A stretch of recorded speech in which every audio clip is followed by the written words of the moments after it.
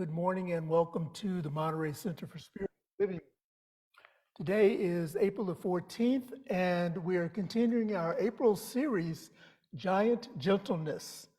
And the topic today is The Other in Love, reflecting the great mystery of God.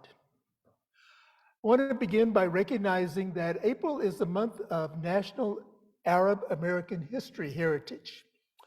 And it's a time to celebrate the resilience and diversity of the Arab American community in the United States, to honor its achievements and legacy, and to remember that despite the challenges like anti-Arab hate and harassment, Arab Americans continue to make positive contributions and inspire others through their stories of resilience and success.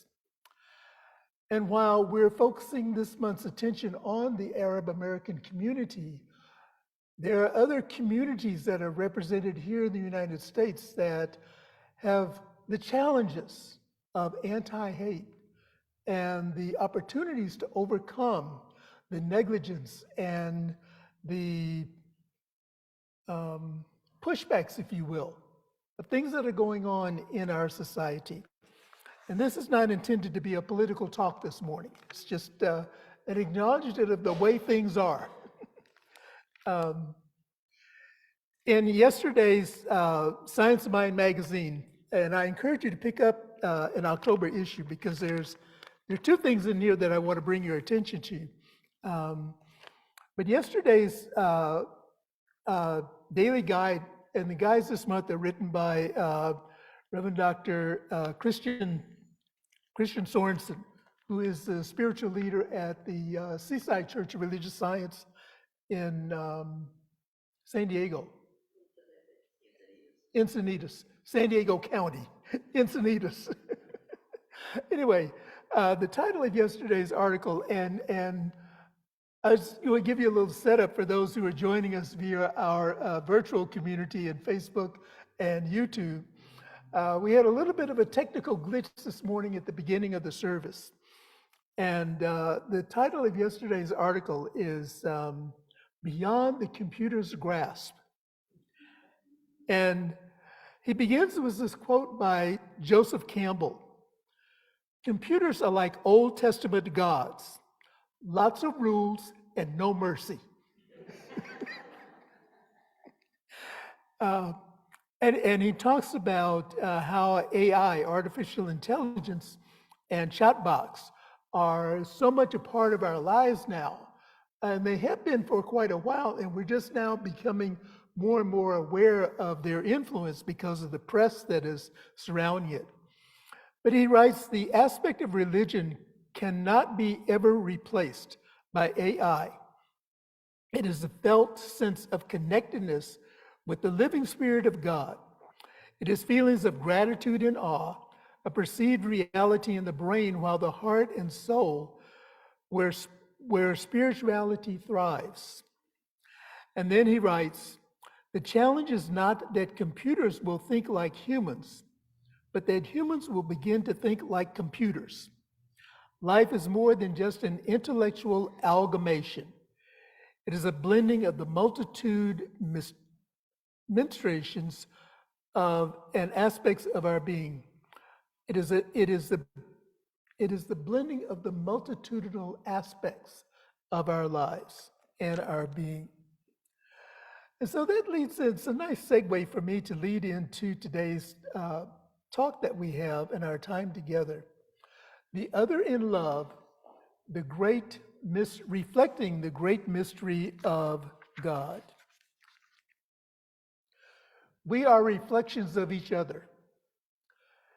And as Dr. Christian Sorensen wrote in that article I just shared with you, or in the daily guide I just shared with you, we long for the feeling tone of connecting with others.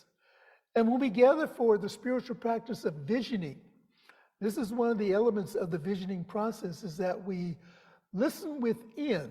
We're not focusing on an outer goal. We're listening from within, and we're listening for the feeling tone their Spirit is revealing through us and as us.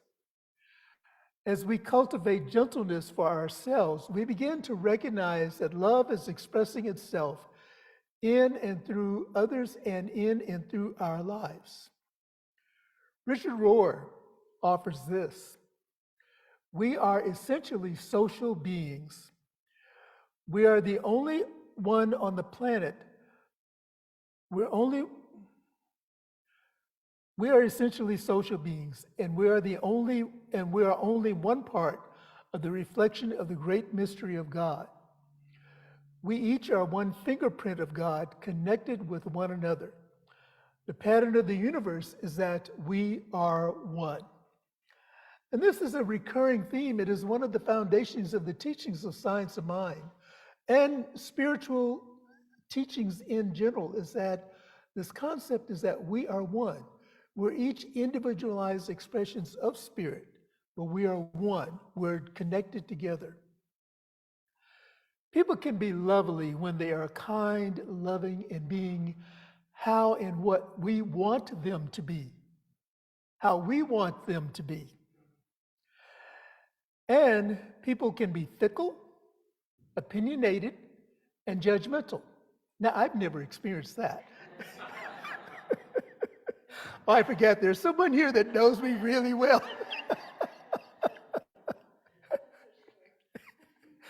When we apply gentleness to our interactions with others, we allow them to be their gentle selves. And this is the whole intention of this series this month, is to remind us that gentleness begins within. When we are gentle with ourselves, then that same gentleness expands out to others.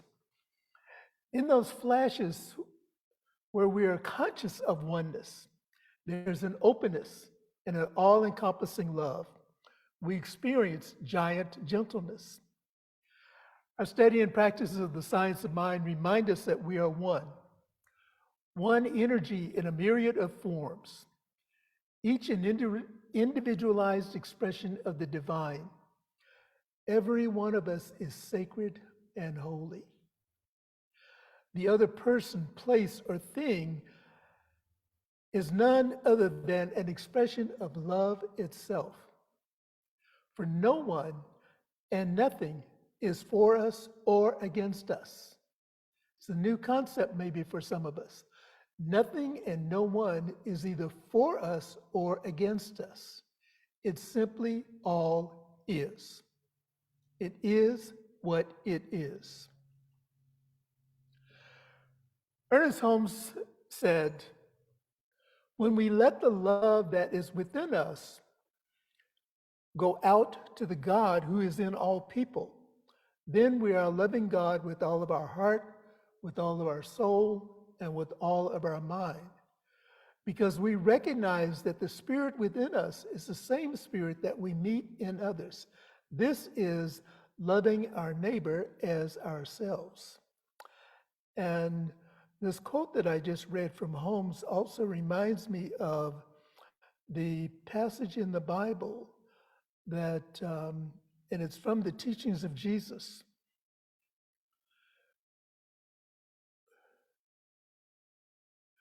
where he gives us the two great commandments from the teachings of Jesus.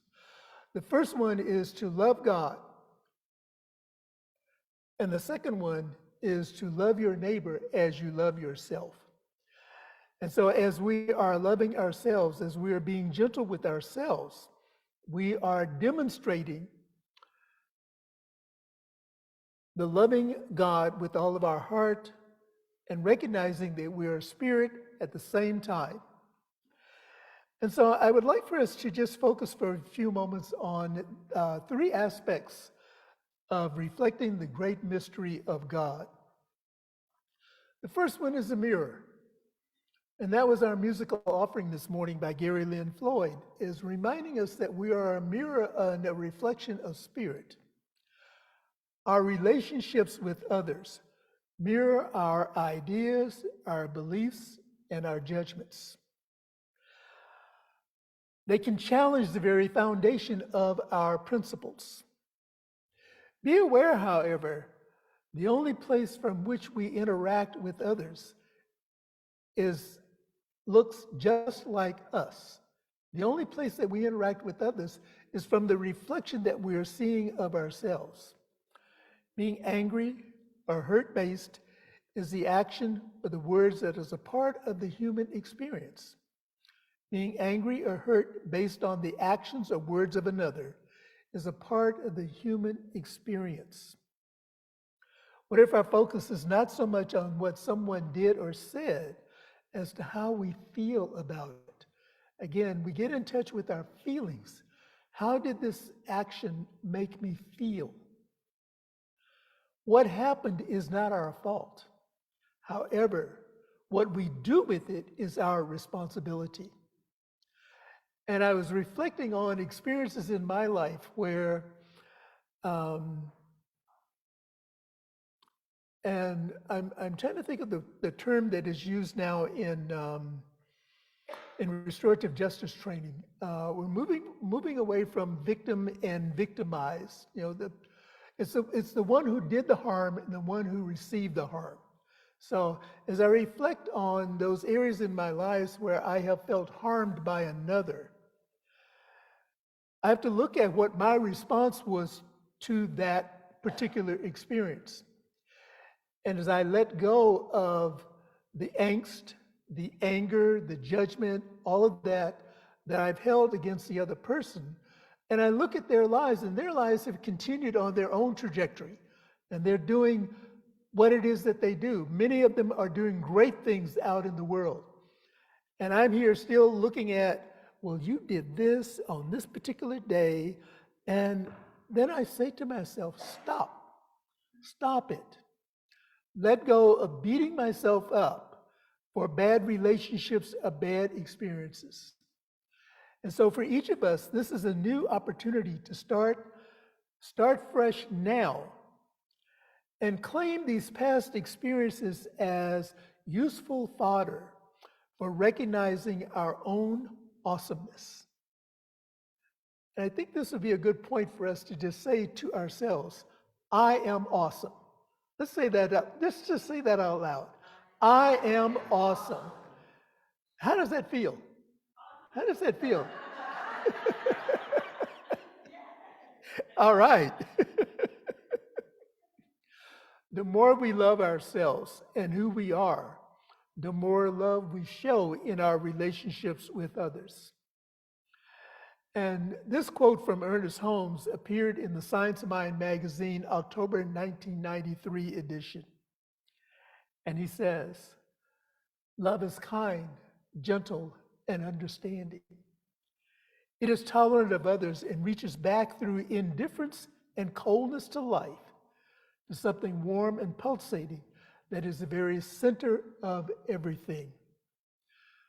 So this love is kind, it's gentle, and it's understanding.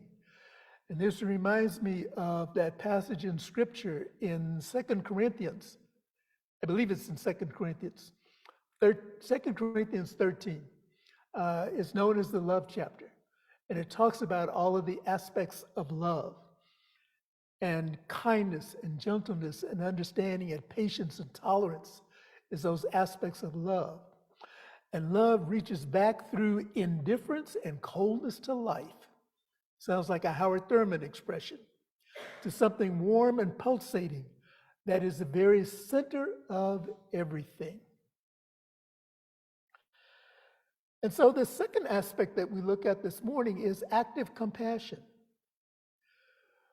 Active compassion for ourselves and for others leads to a deeper understanding that we're always doing the best that we can. We're always sacred. We're always holy. Think about that. Just think about that for a moment. We're always doing the very best that we can. We're always sacred, and we're always holy. No one can take that away from us. Applying compassion to ourselves allows us to recognize that we may not like what we did or said. However, part of the human experience is to make mistakes. And I've talked about that over the past couple of weeks, is that in a lot of our experiences, especially growing up, in whatever our cultural references are, we were not encouraged to make mistakes. We were not encouraged to learn from the mistake, to allow that to be a life lesson. We were beat up and punished for the mistakes and still expected to learn and grow. So if we don't make a mistake, then we can't learn from it. And we can't learn and grow from what we don't know. And so we get on this treadmill, if you will, of not allowing ourselves compassion and recognizing that we're doing the very best that we can. When we intend to let people in our lives be themselves and we love them for who they are, we practice being gentle and loving with ourselves and loving who we are. Now, compassion does not mean that we give somebody a get out of jail card and they can reign all over us and treat us any way they want to. No, no, no, no, no. Compassion reminds us that we do not always fully understand why people do what they do, including ourselves. It's like the expression walking in another's shoes. We can put on another person's shoes, but we can never walk the experience that they had while walking in those shoes. Every person everywhere has an unknown story, has lived through traumas, has experienced tragedies. And like you and me, they have created ways to live and function based on their history. And again, applying this to myself, as I look at my life experiences, as I look through that unknown story, that story that isn't even shared with the practitioner, that story that remains secret in my own beingness, the traumas and the tragedies that I've experienced, have all contributed to making my life what it is today. And I can say to you today that I am living a good life. And I am very excited about the life that I am living. Again, turning to Ernest Holmes in the Science of Mind textbook. No, this is from 365 Science of Mind, which is a small meditation book. He writes, None of us is as perfect in expression as we ought to be. None of us is as perfect in expression as we ought to be. So the challenge to each of us is to be great enough to rise in love, in charity, and through understanding and compassion. And the third aspect that we look at this morning is giving ourselves space for self-care. Giving ourselves space for self-care. The world looks different from a 360-degree view, such as from the top of a high building. Sometimes this perspective is what we need in life and in our relationships. It's like looking again at whatever the situation is. Often, when we are too close, things can get messy and confusing. Loving and respecting ourselves means being clear on what works for us and what doesn't. And this is a lifelong practice of getting clear on what works and what doesn't. Because as we are changing, the world around us is changing also. And what may have worked last week, what may have worked yesterday, what may have worked earlier this morning may have changed, subject to where we are in consciousness in this particular moment and what is happening in the world around us and how we're choosing to either respond or react to that. Loving and respecting ourselves means being clear on what works for us and what doesn't. It gives us the space to figure out when we are not clear. When we are indeed one energy, giving ourselves space and time to figure out what is suitable for us is one of the healthiest and gentlest things that we can do for ourselves. And this is where self-care is important. Self-care allows us to recognize that for whatever reason, it's time to love someone from a distance, to give yourself physical space and distance from the other. And again, this is part of the act of compassion for ourselves and for others. You know, we may have been in a relationship, whether it's a casual relationship, a friendship, or an intimate love relationship, and sometimes we grow apart. And in that growing apart, we allow the distance to be there, and we give ourselves the physical space and the distance to regroup, to recover, and to reestablish what is important for us in our lives.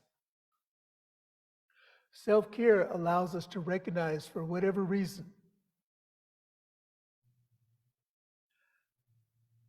that we are the most important thing in our lives. We are the most important element and experience in our lives. Our spiritual practices also provide us a space for self-care. And so our call to action for this week is to remember that all relationships are sacred and holy. Recognizing our oneness with each other encourages introspection and the awareness of our judgments and how they are reflected in our relationships. This is the opportunity to not be critical, but I would say to be more self-aware of how we are relating with ourselves and how we are relating with others. Loving ourselves is loving one another. Loving the other is loving ourselves.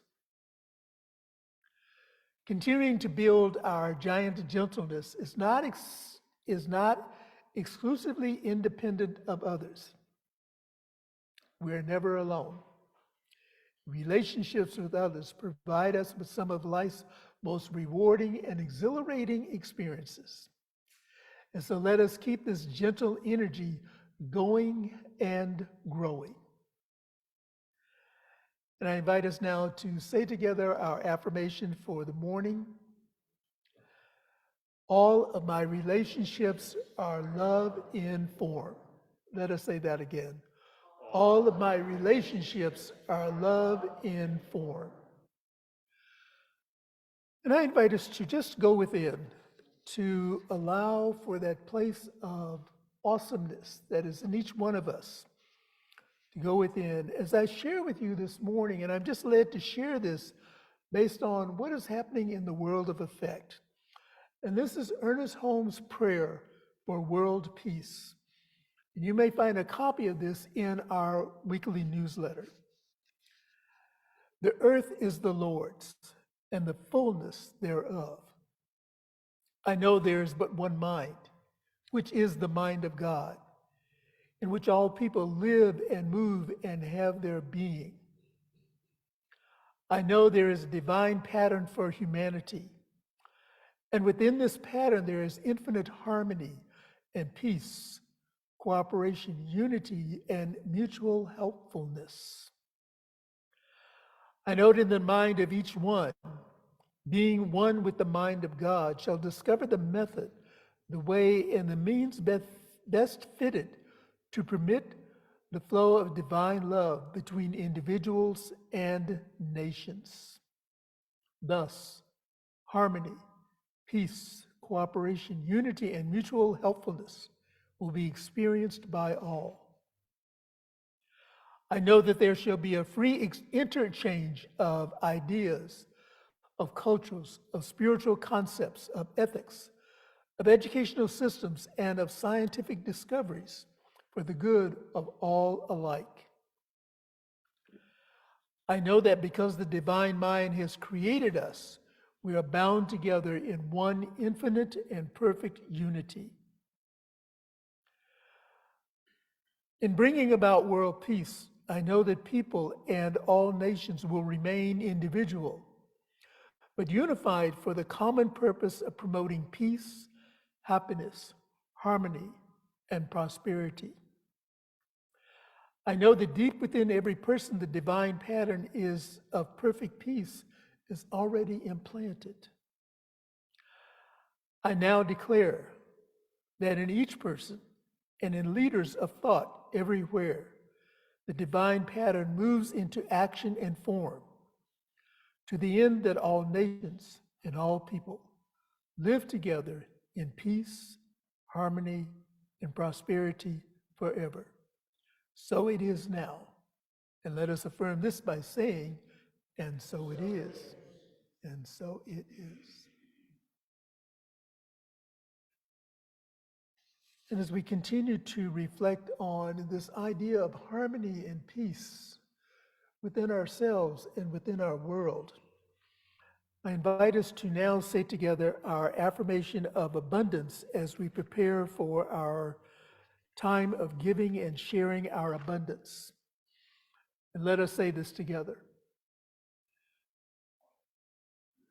I recognize the presence of God within as the source of my abundance.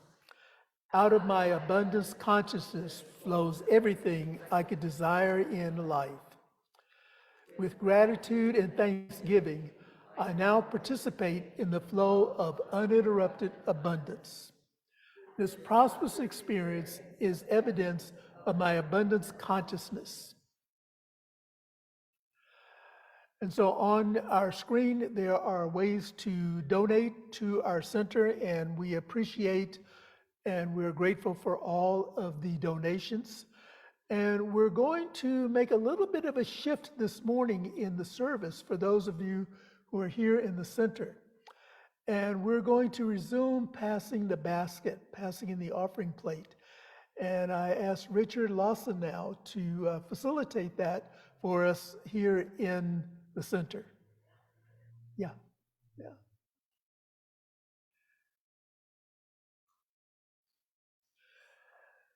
And so in gratitude for the ways that you contribute by mail, or you can text to give, or you can donate online, we just appreciate everything and everyone for their contributions.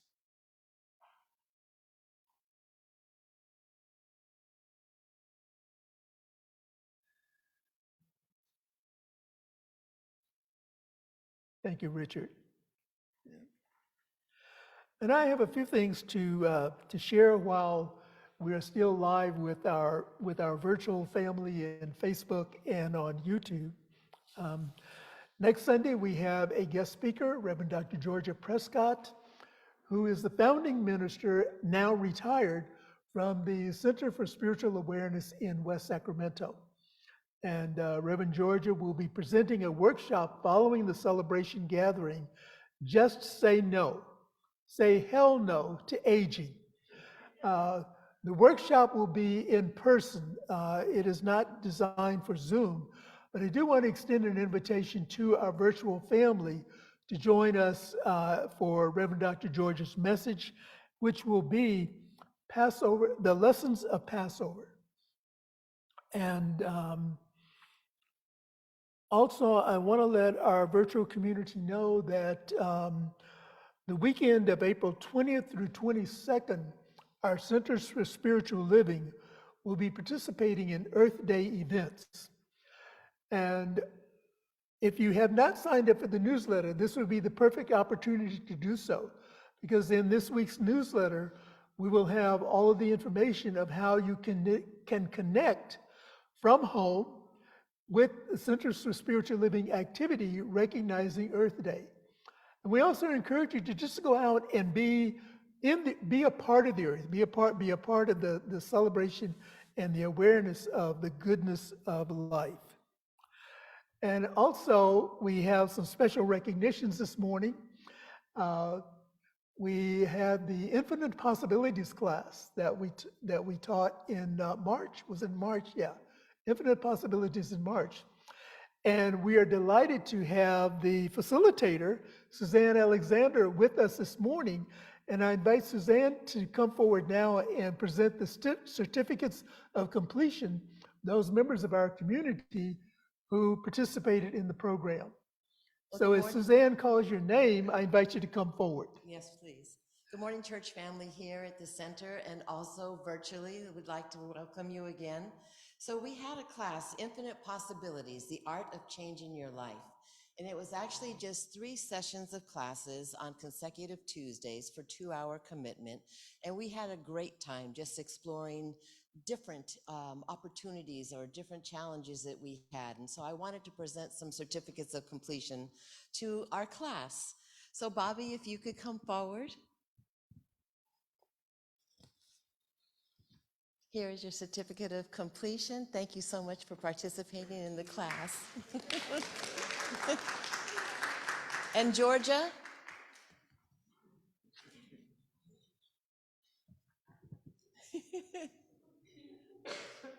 I know, we had the mascot as well. Is there any more joy? None. And good to meet you. You too. Thank you so much. If I'm coming back, it's going to be a dog. Yes. Okay. All right. And Alex? So if anybody's interested, as I'm calling these names out, ask them what they received, any kind of particular blessing or acknowledgement from the class. Oh, thank you. Thank you so much. Okay, thank you. So Alex, congratulations. Thank you for being a part of the class. Thank you. All right. And Amber? We had a blast, you guys. We really did. We started out a little quiet, and then we all started opening up because guess what? We're all connected. And what may be a challenge for me is probably a challenge for at least one other person in the room. So Amber, thank you for being a participant. So much. All right, thank you. And Reverend Robert, thank you so much for participating. Thank you. And we also have for Reverend Cindy Harp. Cindy, if you're out there, we're going to get this over to you. So thank you again, everybody, for the opportunity, and look forward to teaching it again.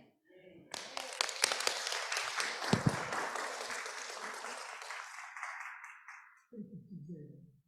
So this just gives you an example of the great